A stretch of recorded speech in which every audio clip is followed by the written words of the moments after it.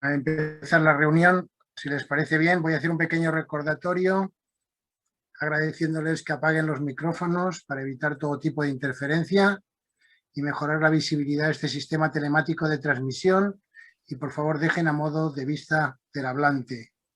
Bueno, antes de iniciar la sesión, pues quisiera que guardáramos un minuto de silencio porque ha fallecido la académica de número, la excelentísima señora doña María Teresa Miras Portugal, académica de esta institución.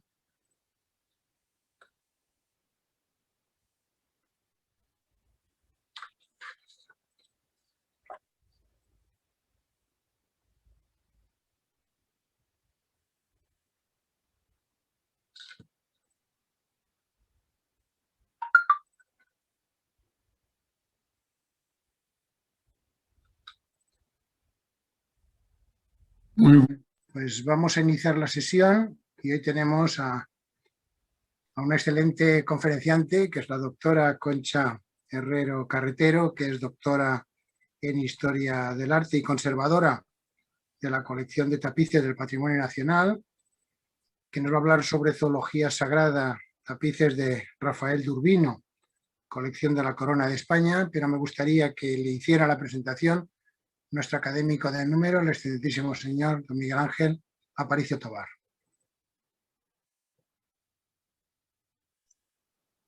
Muchas gracias. Excelentísimo señor presidente, excelentísimas y excelentísimos señoras y señores académicos, queridos amigos. Hoy tenemos el honor de recibir en esta sede virtual a la doctora Concha Herrero Carretero.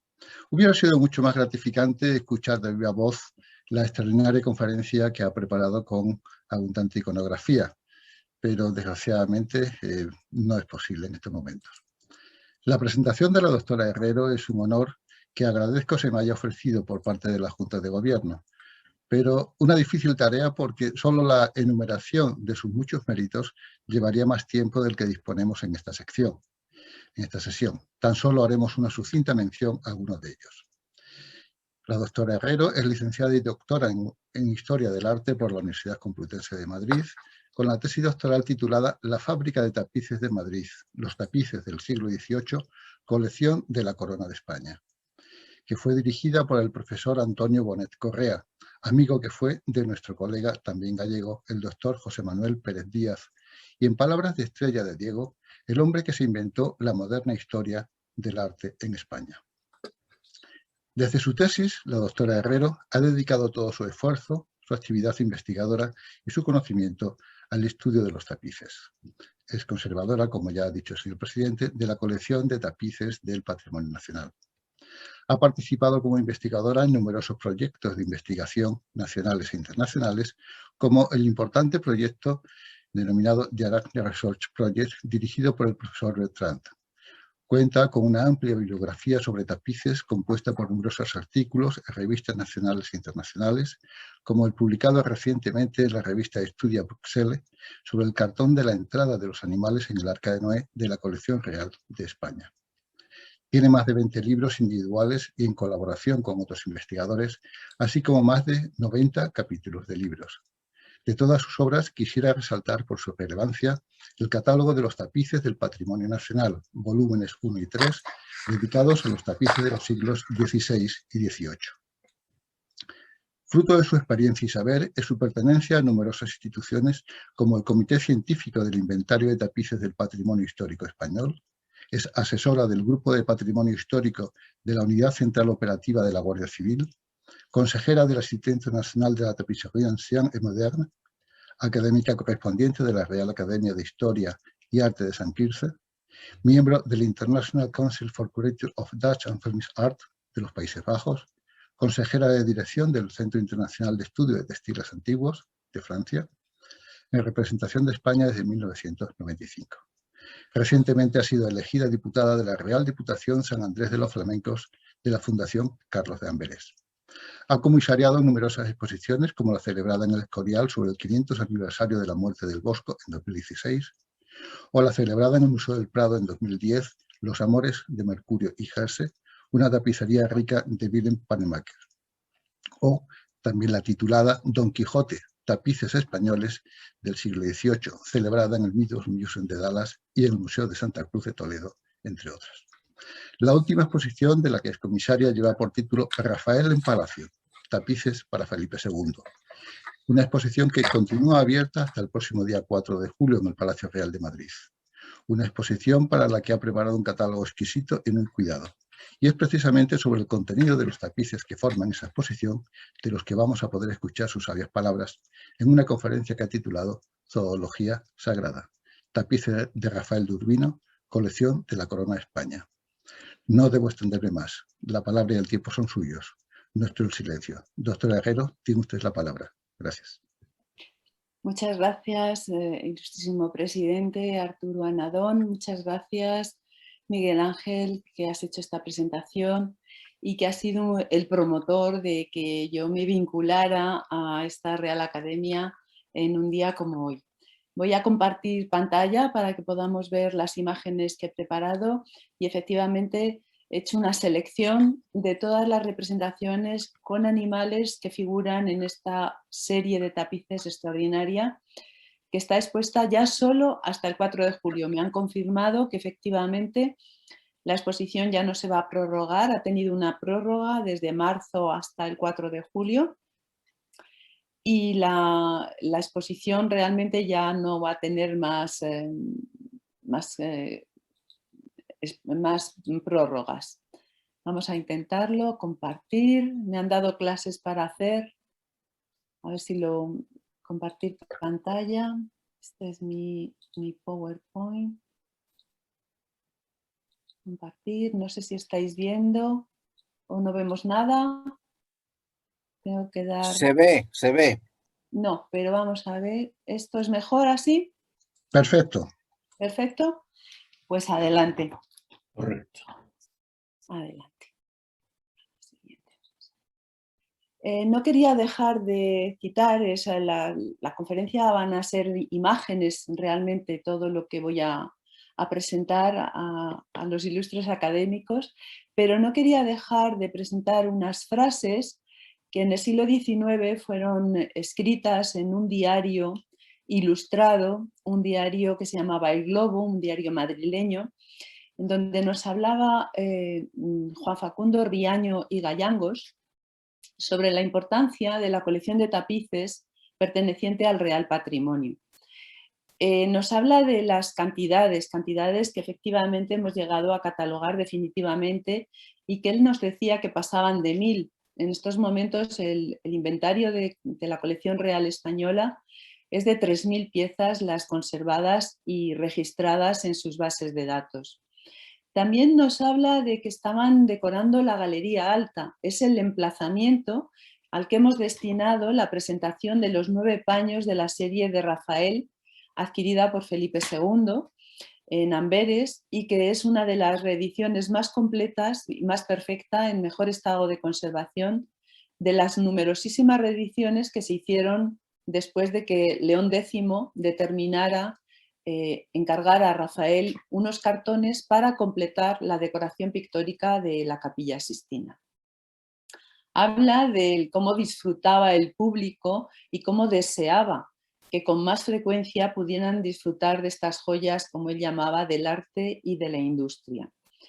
Y además de un aspecto fotográfico muy importante que en el siglo XIX acometieron los grandes museos europeos para salvaguardar, al menos en imagen, y evitar la posible destrucción después de los problemas bélicos que se sucedieron y se seguirían sucediendo en Europa, con unas campañas fotográficas de las que realmente en España fuimos casi pioneros y que se encomendaron a un gran fotógrafo que se llamaba Jean Laurent, que aparece en este texto.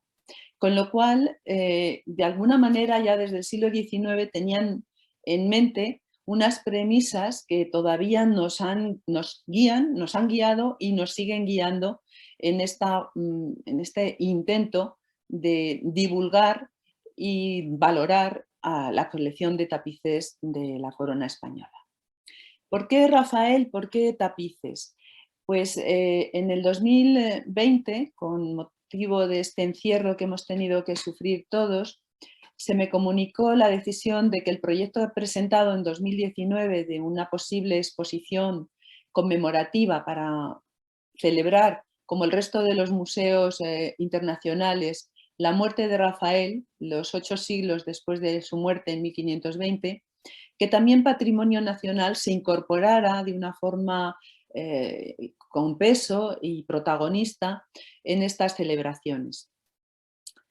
Afortunadamente, en estas fechas de encierro, pude dedicar todo el tiempo posible para escribir ese catálogo, esas últimas investigaciones, en una edición que luego también ha acompañado un material fotográfico nuevo, recientemente realizado, para demostrar la categoría de la colección. Rafael murió muy joven, a los 37 años, en pleno auge de su trayectoria profesional y de su reconocimiento como gran pintor y arquitecto del Renacimiento, de una forma hasta cierto punto sorpresiva, pero que al pintor no le pilló desprevenido, pues había redactado su testamento.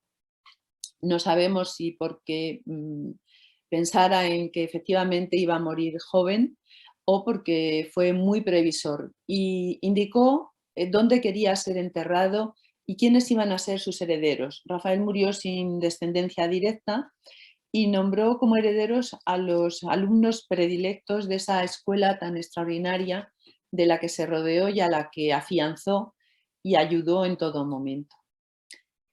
La labor de la realización de un cartón es una labor orquestal. En ella trabajan todos los pintores que colaboran con el maestro, porque la intención es que el maestro idee las composiciones en unos tamaños relativamente pequeños, donde hace numerosos bocetos y dibujos preparatorios, y una vez definida ya la composición, esa composición tiene que tener la misma escala que va a tener el tapiz. Son escalas de 1:1, que es como llamamos a la escala real.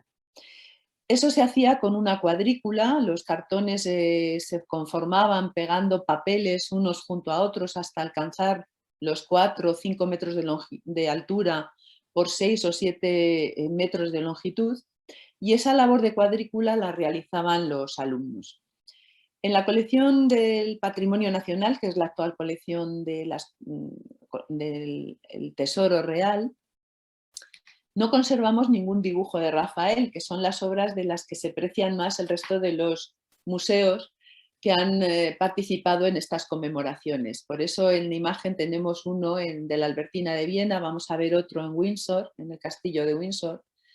Y las pinturas, que también son mucho más valoradas que los tapices, se conservan en el Museo del Prado. Las colecciones reales pasaron a engrosar el Real Museo de Pintura y Escultura, con lo cual en estos momentos nuestra única baza era presentar las colecciones de tapices basadas en estos dibujos y cartones de Rafael. Los bocetos eran muchísimos, se cambiaba la composición, en este caso estamos viendo un pequeño boceto donde la pesca milagrosa, las barcas de la pesca milagrosa están en el fondo, y en cambio los personajes que definitivamente pasarán al fondo, que están en la ribera del lago de Genesaret, aparecen sin embargo en el primer plano de este dibujo conservado en la Biblioteca Albertina de Viena. Sin embargo, en el castillo de Windsor se conserva este otro dibujo donde ya el grupo de apóstoles, la figura de Cristo y las 2 barcas adquieren ese protagonismo que va a ser el definitivo en el cartón, que es esta magnífica acuarela que se conserva en el Museo Victoria y Alberto de Londres. La acuarela está concebida por Rafael invertida.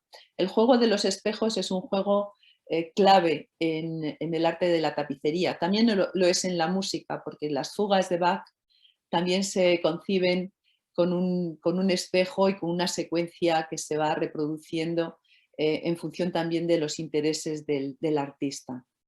Rafael conocía perfectamente cómo eran los pasos que tenían que seguir para luego invertir esta composición en el tapiz, con lo cual Cristo está bendiciendo a Pedro, que le reconoce como Mesías, arrodillado frente a él con la mano izquierda. El resto de los personajes que forman parte de la escena son los primeros apóstoles y los que van a ser los grandes amigos de Cristo, en un lugar donde tenían ellos su familia, su asentamiento. Estamos en Cafarnaún, en las orillas del mar de Tiberíades o el lago de Galilea.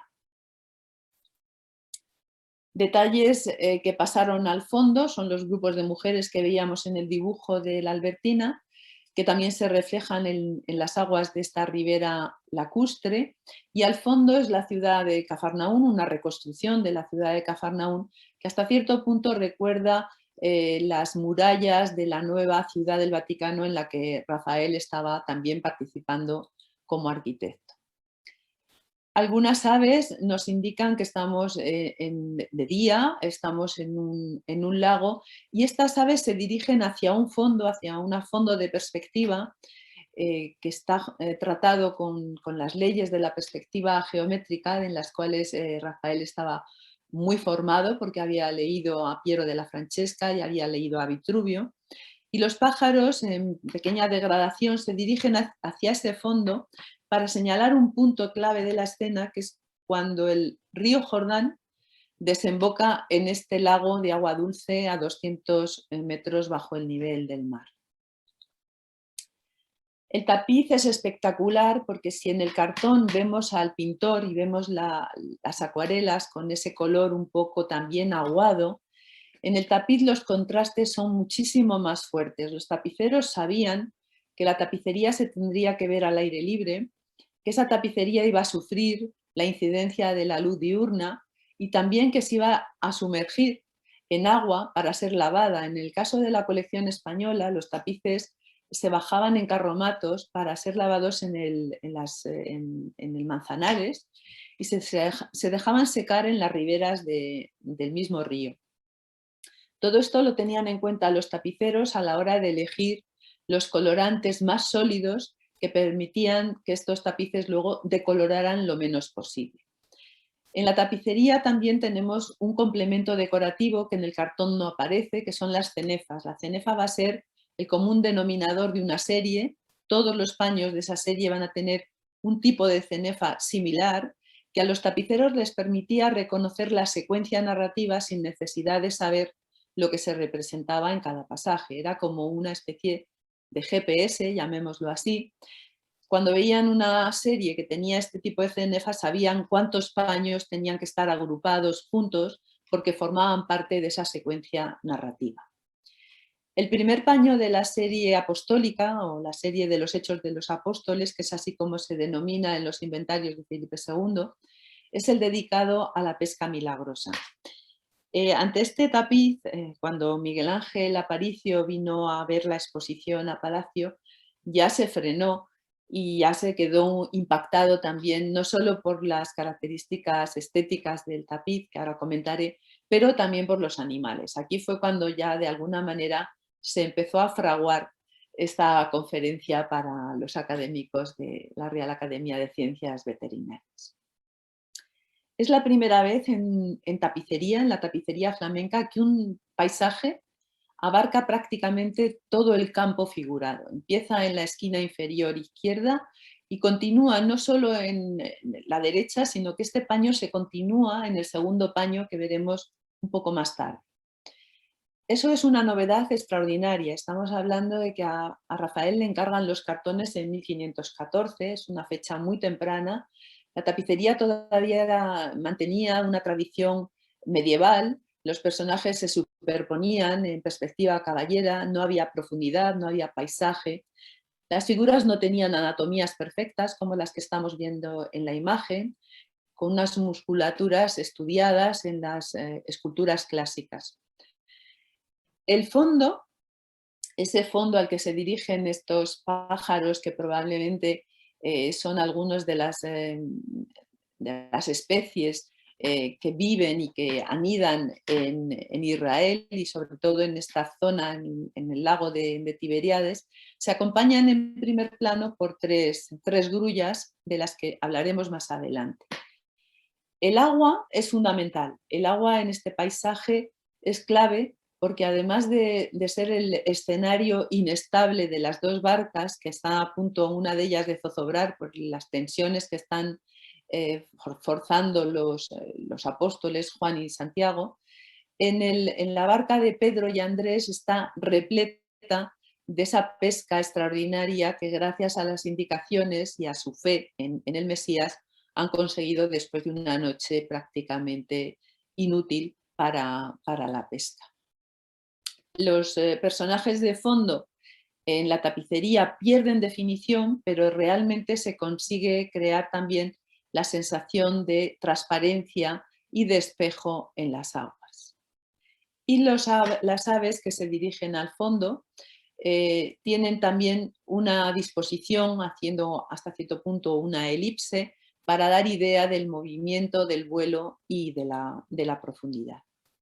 Aquí tenéis a Juan y Santiago forzándose en extraer las redes del lago de Genesaret con una pesca abundantísima. Parte ya está sobre la misma barca y el Zebedeo, que es el padre de estos dos apóstoles, está intentando mantener el equilibrio, el timón, con el remo para evitar que la barca zozobre. Esa transparencia era dificilísima de conseguir porque en la acuarela se hace con cierta facilidad, puesto que se superponen los colores, pero en los tapices los colores van adyacentes, están uno junto a otro. Los tapiceros conocían pues las reglas de la tintura, pero también del color. Y aunque no estaban estipuladas todavía, serán muy posteriores las normativas sobre el color, sí que sabían que la retina servía de referente para crear un tercer color que combinaba los dos colores reales que están en el tapiz y en las sedas, pero en nuestra retina, en nuestro ojo, se crea un tercer color para crear las diferentes gamas cromáticas. La cara que vemos reflejada es la cara de Santiago, es una cara facetada, prácticamente geométrica, que nos avanza cómo va a evolucionar el arte prácticamente hasta las vanguardias del siglo XX. Es una cara que podría recordarnos pues, las caras de las señoritas de Aviñón de Picasso. Los personajes principales tienen unos colores evidentemente fuertes, unos colores que atrapan también nuestra atención, y la figura de Cristo pues realmente es una verdadera imagen, es un verdadero icono que se conservaba en el Tesoro Pontificio, una gema con este perfil que el mismo Rafael decide tomar como modelo. En la barca se superponen muy diferentes especies, parece ser que hay muchas reconocibles, anguilas y algunos de los peces que también tiene un valor muy simbólico y que a mí me llamó la atención, que está todavía vivo en el agua, que es el pez de San Pedro. Pensando en quién iba a ser mi auditorio, también intenté informarme sobre las características zoológicas de alguna de estas especies, sobre todo de este pez, y tuve la suerte de encontrar afortunadamente todo a través de la biblioteca de Palacio Real y también a través de internet, de esta enciclopedia de Juan Vilanova y Piera, donde aparecía representado el ceo o dorado común, que es este pez que aparece vivo en la pesca.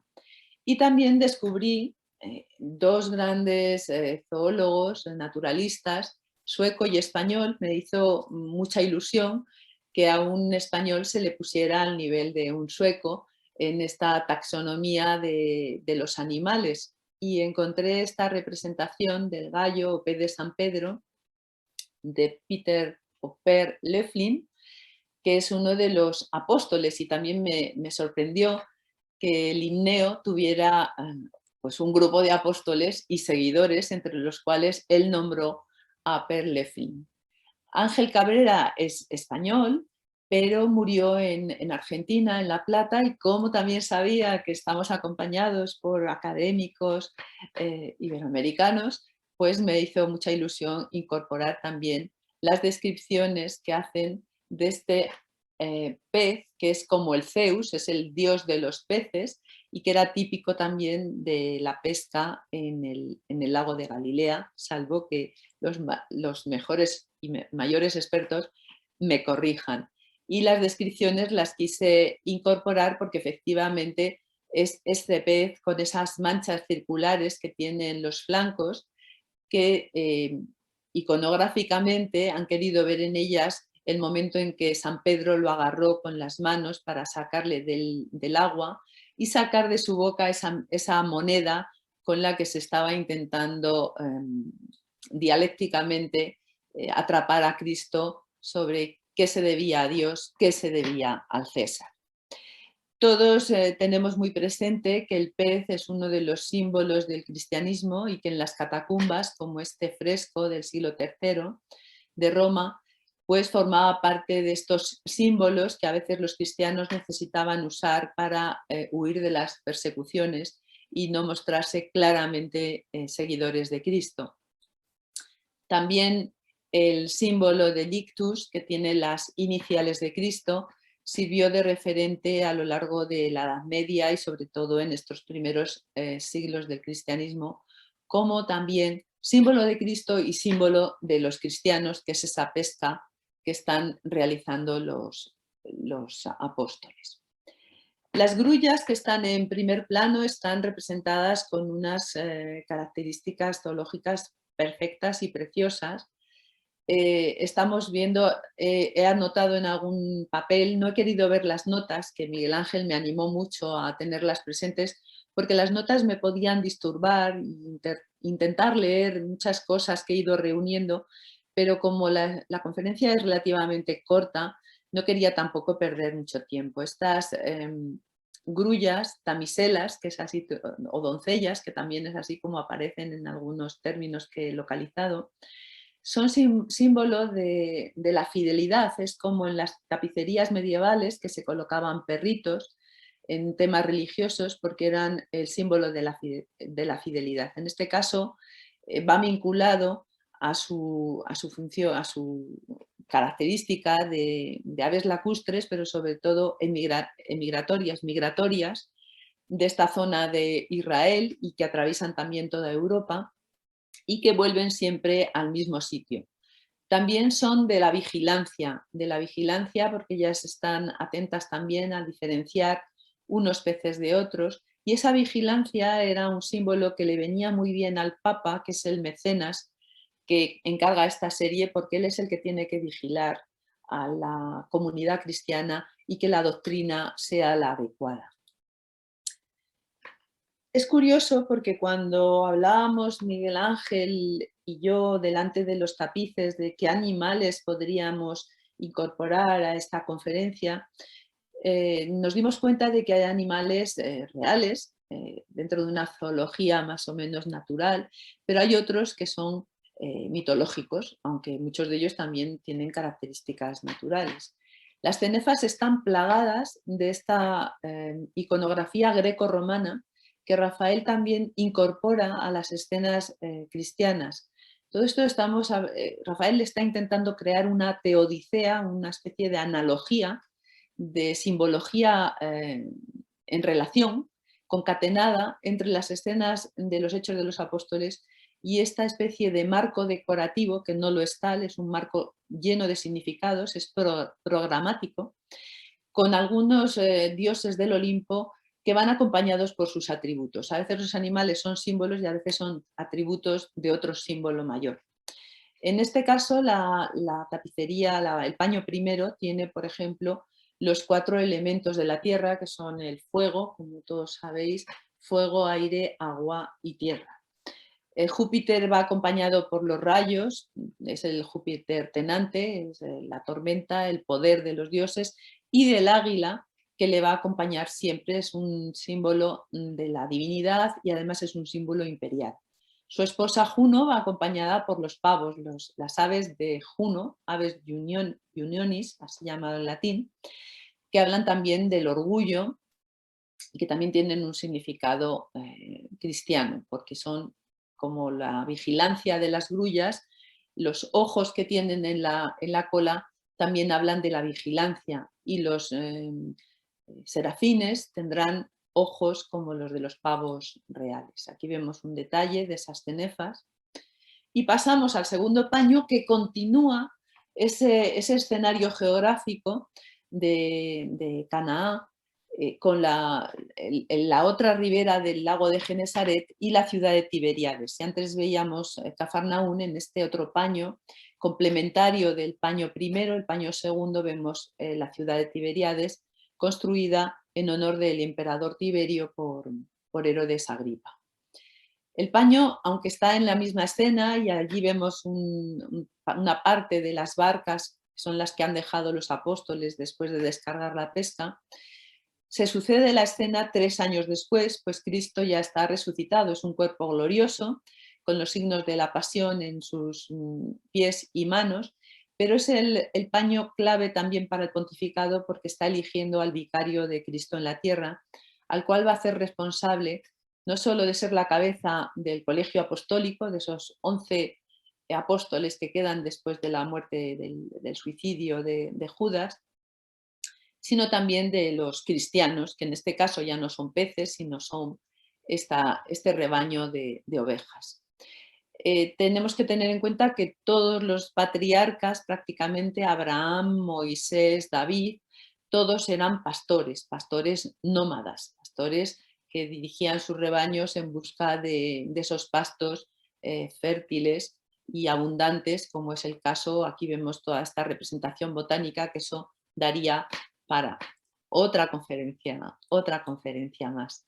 Un detalle del manto precioso en rosas, unos colores muy difíciles de trabajar en el telar, porque los colores contrastados dan muy buenos resultados, pero las gamas más claras se nos difuminan, pero los tapiceros han sabido conseguir esa especie de elipse, de giro con el manto, para mostrar que este cuerpo glorioso no pesa tanto como pesan los cuerpos terrenales de los apóstoles y que está a punto de ascender. Aquí vemos en detalle a estas ovejas, a este rebaño que somos los cristianos en último término.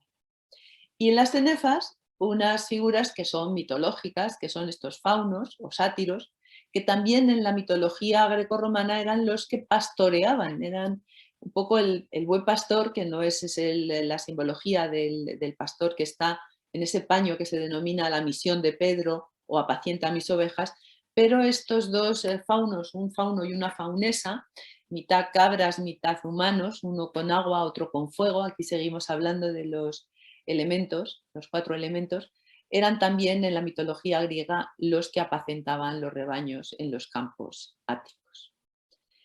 El segundo paño de la serie está dedicado a San Pedro, ya aparece Pedro sin Cristo. Estos 2 primeros tapices que acabamos de ver están basados en el Evangelio, pero a partir de este paño ya la fuente literaria son los Hechos de los Apóstoles, y Pedro va a ser el protagonista de los primeros milagros en la tierra de Palestina, en Jerusalén. Este es el templo de Salomón, está sanando a un paralítico de nacimiento que estaba pidiendo limosna en una puerta secundaria por la que solamente entraban los pordioseros, los pobres, los paralíticos y las mujeres.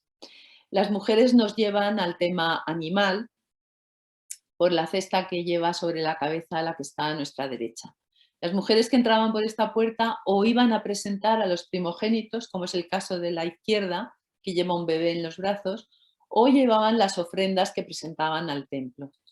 Las ofrendas de las mujeres en el templo eran los frutos de la tierra y las aves. Era el único animal que podían adquirir para hacer estas presentaciones, que van aquí 2 tortolitas en la cesta, o las que llevan los niños que las acompañan atadas en estas varas. Las palomas tienen que ver con la purificación, por eso la presentación de los niños en el templo, y tienen también que ver con la candidez de las mujeres. En este mismo tapiz, las cenefas tienen una secuencia relacionada con el paso del tiempo. En la de la izquierda están las horas del día y en la de la derecha están las estaciones.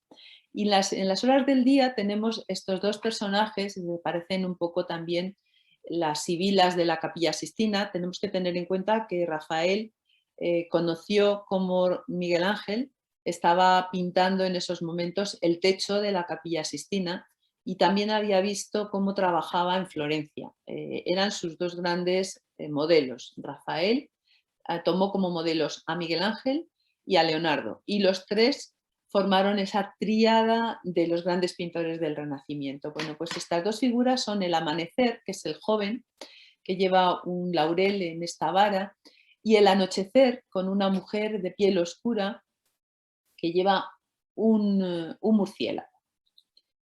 Eso está tomado de unos emblemas que circulaban por todos estos talleres porque tenían ilustraciones, tenían estampas.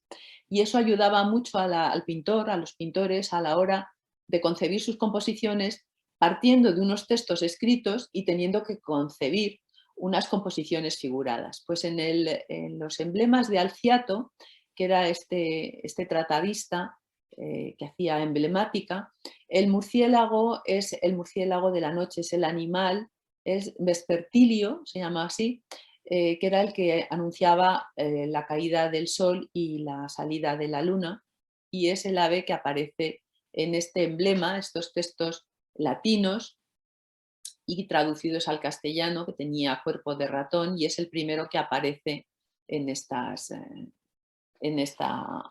momento del día. Más tarde todos los teóricos siguieron dándole vueltas a los murciélagos y me hizo gracia encontrar estos textos de Gaspar Escolano que describe y hace una historia de Valencia. Todos sabemos que el escudo de Valencia tiene un murciélago, incluso el equipo de fútbol, he visto que hay académicos que están al día de cómo anda la liga, pues el murciélago también lo denominaban en el siglo XVII el animal absoluto, porque ni es animal terrestre ni es volátil y tiene de todos. Es un poco el conjunto de animales que hemos seleccionado en esta disertación. Algunos tapices, sin embargo, este cuarto paño no tiene ninguna representación animal y mira que es difícil, porque en casi todos hemos encontrado, si no reales, al menos figurados. Pero este paño no tiene ninguna representación animal. Es muy complejo, es una escena que tiene también unas lecturas filosóficas muy importantes relacionadas con Platón, por esta ventana, por una esfera que no veis aquí en el alfiz, por la ruptura del muro, que es la ruptura del muro de Alberti, de otro tratadista de arquitectura, en fin, tiene muchísima filosofía y muchísimo significado. El primero de la serie de San Pablo, la serie de los Hechos de los Apóstoles, tiene dos grandes protagonistas, Pedro por un lado y Pablo por otro. El primer paño de la historia de San Pablo, el ciclo paulino dentro de la serie de los Hechos de los Apóstoles, es la lapidación de San Esteban. Es una escena cruenta, muy compleja, muy difícil, es el primer mártir del cristianismo. El grupo de los verdugos es una especie de secuencia cinética. Hablábamos de Picasso antes, ahora hablamos del arte cinético, también muy posterior, donde los personajes están marcando todas las fases del lanzamiento de una piedra, y esto con el viento y con la luz cambiante, cuando se veían los tapices al aire, podía dar la sensación de movimiento. Los únicos animales, llamémoslo así, son animales fantásticos y aparecen en las cenefas, donde están representadas las artes del trivium, que son fundamentales para los artistas. Todos los grandes artistas tenían que conocer la geometría, la música y la astronomía y la matemática. Eran realmente las grandes ciencias matemáticas con las que ellos podrían luego hacer toda esa labor de perspectivas y de trasvase del boceto al cartón por cuadrícula. Pues en este tapiz aparece este dragón, serpiente, no se sabe muy bien lo que es, camuflado debajo de un manto. Esta es la dialéctica. Y esto está tomado de un tratado de Marciano Capella que habla de las bodas de Mercurio y la filosofía. Y la dialéctica es aquel arte en el que utiliza también los engaños para convencer al auditorio. Entonces, el dragón forma parte de su emblemática porque le está ocultando. Ella va a engañar, es decir, va a cometer algo que no es muy moral, para poder convencer de las diferentes teorías. Pues esa es la dialéctica y esta es su representación simbólica con este dragón o serpiente de dragón. El segundo paño de Saulo de Tarso, que son estos dos paños donde aparecía antes vigilando los mantos de los verdugos, y el segundo paño donde ya como ciudadano romano de Tarso, que era el privilegio que tenían estos ciudadanos, va vestido de legionario romano y se dirige hacia Damasco, la ciudad de Siria, donde se habían refugiado las primeras comunidades cristianas para evitar estas persecuciones. El caballo es el protagonista junto con San Pablo, pero es curioso porque de los textos bíblicos San Pablo no va montado a caballo. Pero para los artistas era la forma de representar el ruido. El problema aquí es que hay un ruido tremendo porque se abren los cielos, hay una luz cegadora y ese ruido lo que hace es que los caballos se encabriten y San Pablo caiga. Esa es la representación del ruido sin necesidad de hacer ruido, aunque el texto bíblico no nos habla de los caballos. También esta figura con dos jóvenes que están intentando retener al caballo encabritado con las riendas, es una figura arqueológica, es una escultura que aparece en las excavaciones de las termas de Diocleciano.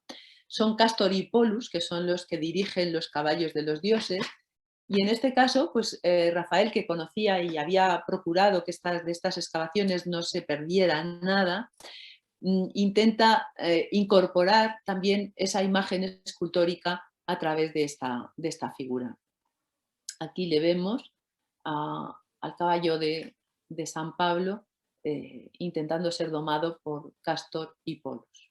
Y el grupo de romanos que asombrados ante la caída se precipita al suelo y se escuchan unas palabras de Cristo resucitado que le pregunta directamente a Saulo, Saulo, Saulo, ¿por qué me persigues? En la parte inferior, en esas cenefas inferiores, aparecen emblemas femeninos, como es el caso de esta figura cubierta con este manto azul y este cordero místico con esos rayos, esas llamas en la cabeza de la caridad, que es otra de las figuras que tienen un animal reconocible en las cenefas. Y la escena central es un jardín que los tratadistas romanos, griegos y romanos, consideraba que estaba en la península ibérica, es el jardín de las Hespérides, el jardín donde la esposa de Júpiter plantó un árbol de manzanas doradas y colocó a este dragón, que tiene nombre, se llama Ladón, atado con una cadena para asustar a todos aquellos que quisieran robar las manzanas de oro de este árbol fantástico, que los tapiceros para crear profundidad pues, han tejido de las hojas que estamos nosotros viendo muy claras en un tapiz con hilo metálico. Todas estas hojas estarían tejidas con oro, en este caso es la seda, solamente están manufacturados con seda y lana, estos 9 paños, y sin embargo las del fondo, para crear esa sensación de umbría debajo de un árbol, pues están tejidas con unos colores verdes muy, muy oscuros, casi negros.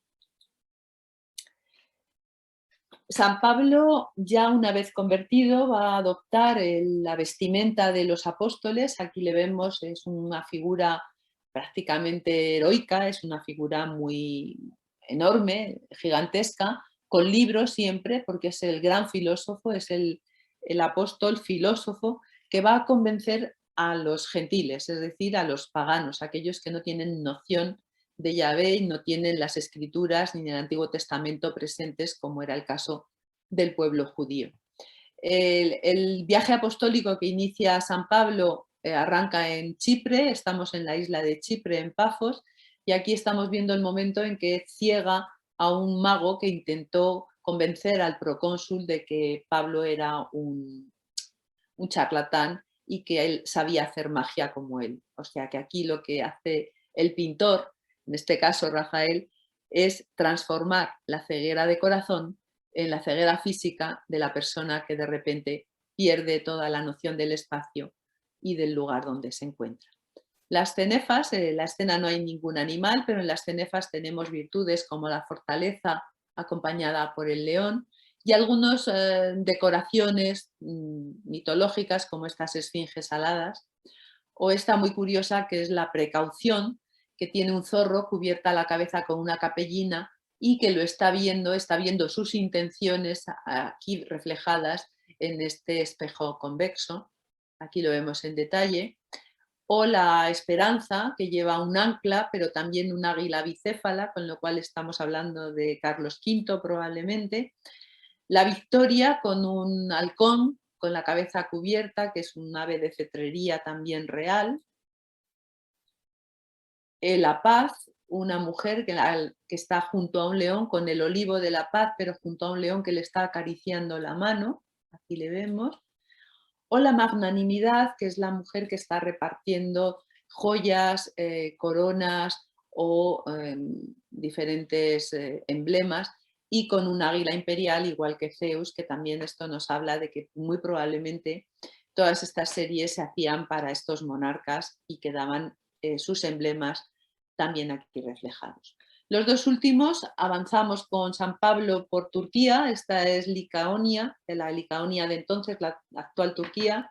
Estamos en la ciudad de Listra y estamos viendo un sacrificio pagano. Aquí están los bueyes del sacrificio. El buey es el animal que asume con tranquilidad su cruel destino, pero también el carnero, que viene más sujeto, más atado, más salvaje en este sentido por la derecha, pero un ala de altar donde vamos a ver también dos animales fantásticos, que son la loba capitolina, que amamantó a Rómulo y Remo, o la cabra maltea, que es la que amamantó a Júpiter. Así estamos viendo ese diálogo entre el cristianismo y la cultura grecorromana. Las sombras, en este caso del tapiz, los tapiceros las han convertido en zonas rojas para darnos idea del sacrificio cruento que se iba a proceder en caso de que si siguiera adelante, que no va a seguir,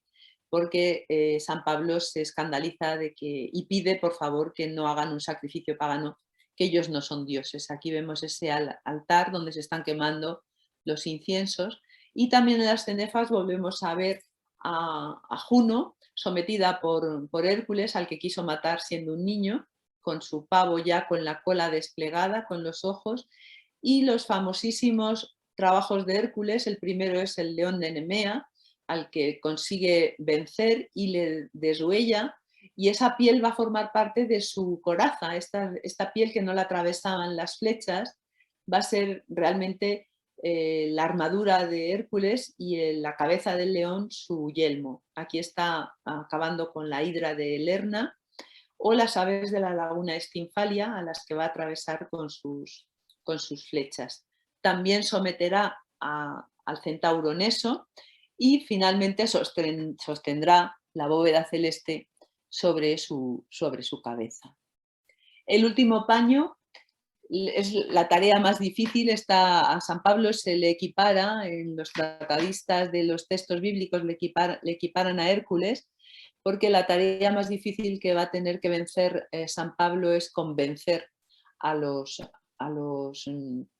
filósofos. Ya no son paganos, ya no solo son paganos, sino que además pueden emitir juicio y opinión, y pueden elaborar diferentes argumentos en contra de la doctrina que se les está explicando desde estas gradas. San Pablo como filósofo aparece en el Areópago de Atenas, un lugar donde se reunían las diferentes escuelas para presentar sus teorías tranquilamente, sin ningún tipo de conflagración, y tanto los estoicos como los epicúreos como los platónicos están pensando, sopesando la teoría, la doctrina no solo de Cristo, sino de la resurrección de los muertos.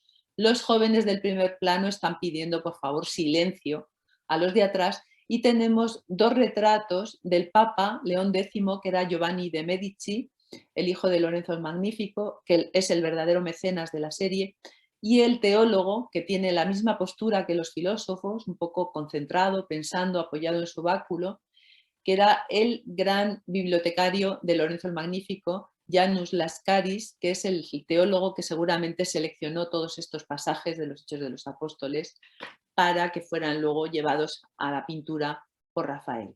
En la cenefa inferior solamente nos vamos a fijar en estas dos figuras y ya acabo.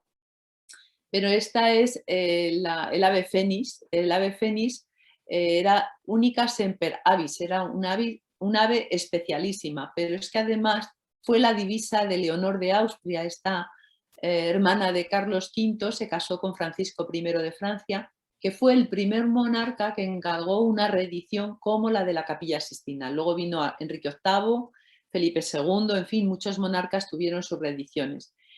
Y esta divisa de Leonor de Austria nos hace pensar en esa primera reedición para Francisco I. Y el segundo animal es, perdón, es un camello que nos habla de la templanza y la sobriedad. Y dos de las fuentes son la historia natural de Plinio y los escritos de Leonardo da Vinci. Con esto doy las gracias a todos y os espero en Palacio. Este es el cartel de la prórroga. Muchas gracias. A continuación tienen la palabra los académicos.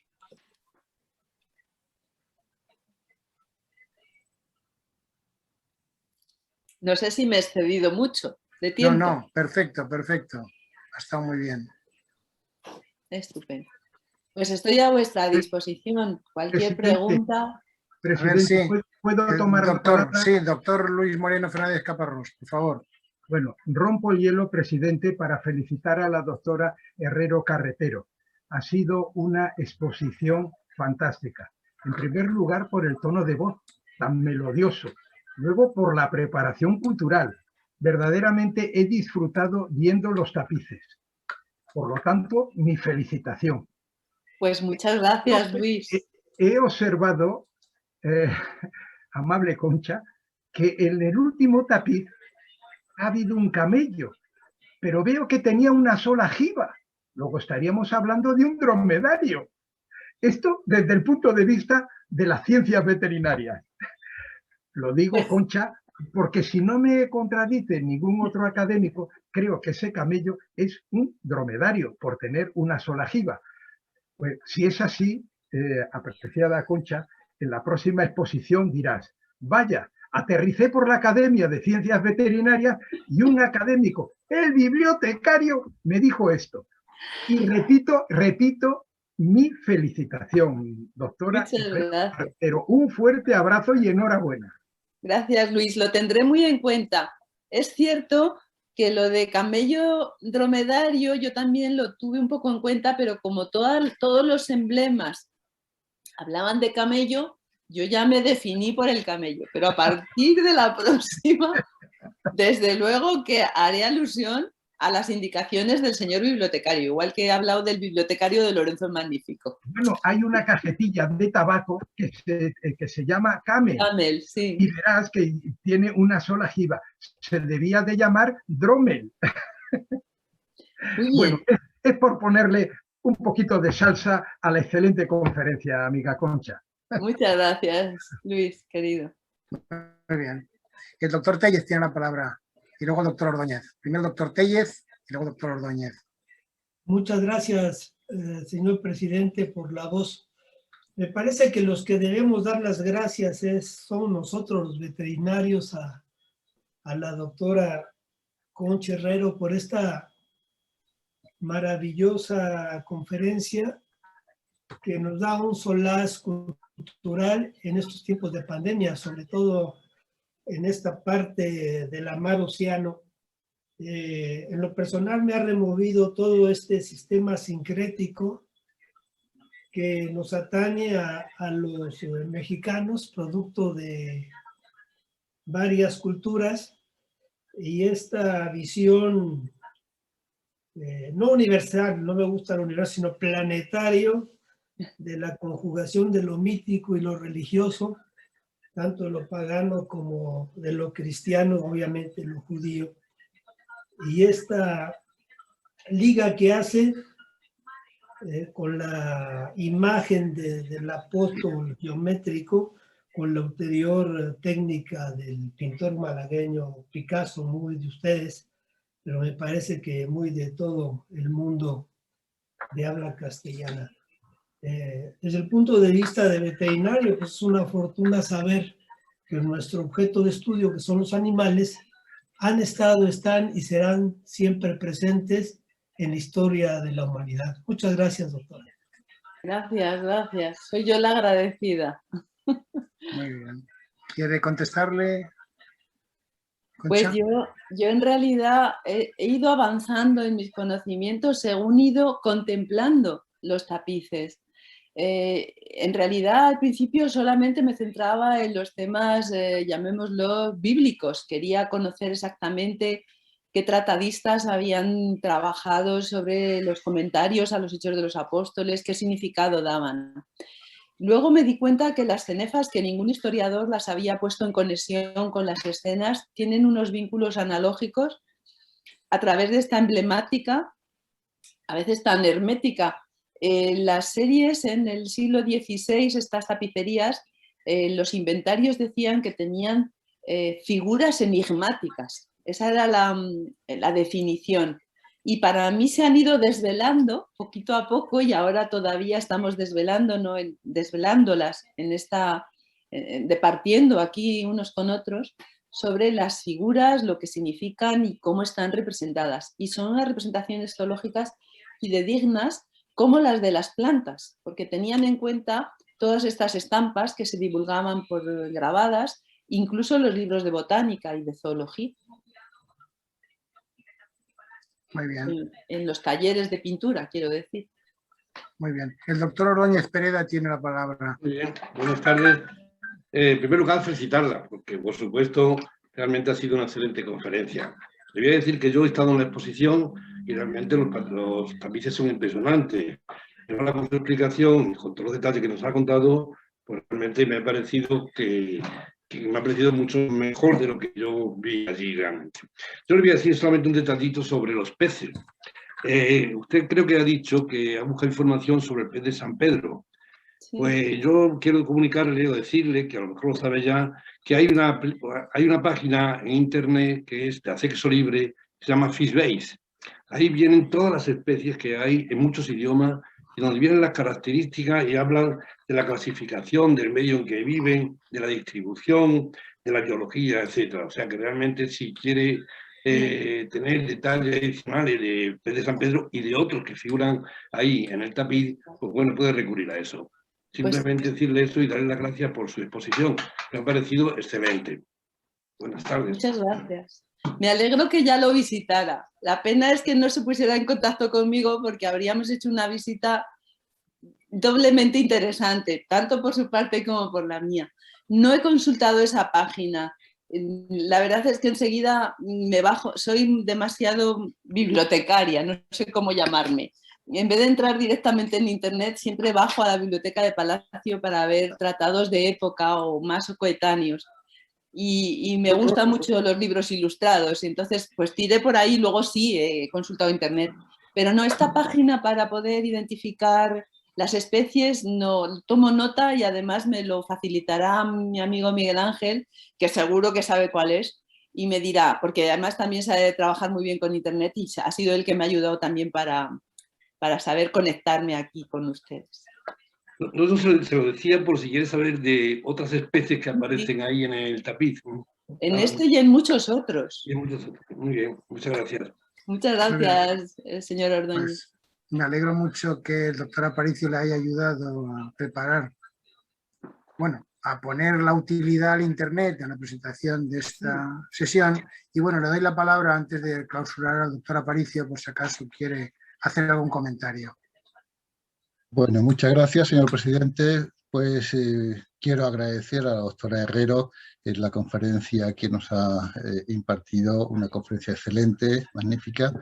Y bueno, pensé siempre que podía ser una ocasión especial para tener acceso a unas obras de arte maravillosas desde una perspectiva más localista, como podemos tenerla nosotros. Sin embargo, realmente la conferencia que nos ha dado pues, ha hecho una panoplia extraordinaria que nos ha permitido ver no solamente los animales, sino el entorno y el significado de los animales y de todos los demás elementos. Muchísimas gracias, doctora Herrero. Muchas gracias a todos. Muy bien, pues yo quisiera concluir esta sesión pues sumándome también a la felicitación. Estoy de acuerdo que ha sido una conferencia excelente, se ha ajustado perfectamente al tiempo, ha estado 45 minutos, 50 minutos, lo cual es de agradecer. Y bueno, pues me ha gustado mucho pues, la presentación que ha hecho de todos los hechos de los apóstoles, el fuego, el aire, la tierra, los animales, la simbología explicada bajo una preparación especial de una especialista en historia del arte, ¿no? Y como ha dicho el doctor Miguel Ángel Aparicio, para nosotros pues realmente es una conferencia poco común, pero que es muy necesaria. Las humanidades también son necesarias, veterinarios. Y bueno, yo le quisiera darle las gracias por el esfuerzo realizado en la preparación de esta conferencia, que es tremendo. O sea, las horas que ha pasado usted haciendo fotografías, contándolas en PowerPoint, realmente pues lo valoro muchísimo, ¿no? Y bueno, pues le agradezco por otra parte pues que nos haya dejado unos espacios libres para que le podamos invitar otra vez más adelante para que nos hable de los aspectos de la zoología sagrada, pero quizás bajo un prisma diferente. Y bueno, ahora como agradecimiento a la presentación que ha hecho, le vamos a entregar virtualmente, no presencialmente, un diploma de reconocimiento que dice a la señora doctora doña Concha Herrera Carretero por su intervención en la sesión celebrada el día 31 de mayo de 2021 con la conferencia titulada Zoología Sagrada, tapices de Rafael de Urbino, colección de la Corona de España. Madrid, 31 de mayo del año 2021, firmado el secretario general, don Salvio Jiménez Pérez, con el visto bueno del presidente que les habla, Arturo Ramón Aradón Navarro. Muchísimas gracias a todos, presidente. Para mí ha sido un honor y quedo a disposición. Y si quieren organizar una visita todavía antes del 4 de julio, a su disposición. Muy bien. Le agradezco muchísimo de nuevo su ofrecimiento y también nosotros le ofrecemos nuestra Real Academia como su casa. Muchas gracias. Muchas gracias. Muy bien.